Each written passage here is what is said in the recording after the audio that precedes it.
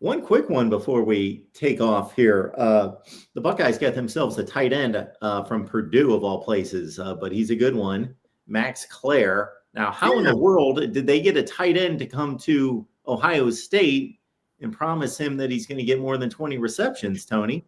Well, I mean, they can show the Cade Stover highlights of Cade Stover catching 40 passes or so, but also, it's not just about catching; it's about becoming more well-rounded tight end as well.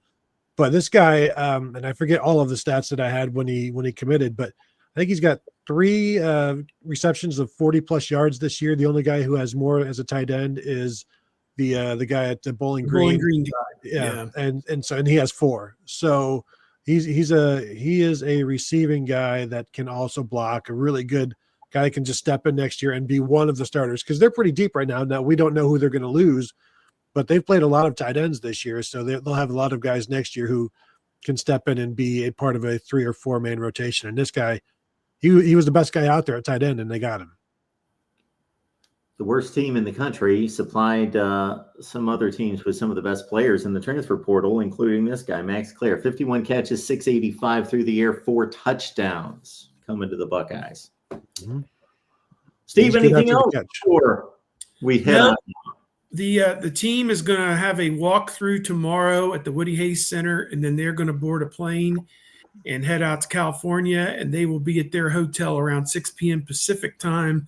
There'll be a really brief press conference with Cody Simon and Will Howard at the hotel. That'll be the only media for the team tomorrow.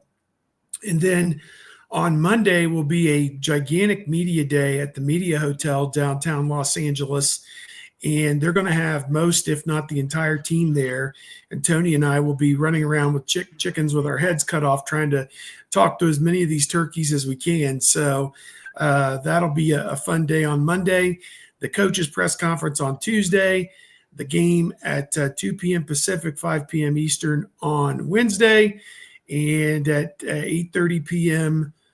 Eastern time, one of these 2 teams will be headed on to the semifinals down at the Cotton Bowl to play the winner of the Texas-Arizona State game. So, and that game's on January the 10th. So these things just keep coming at you.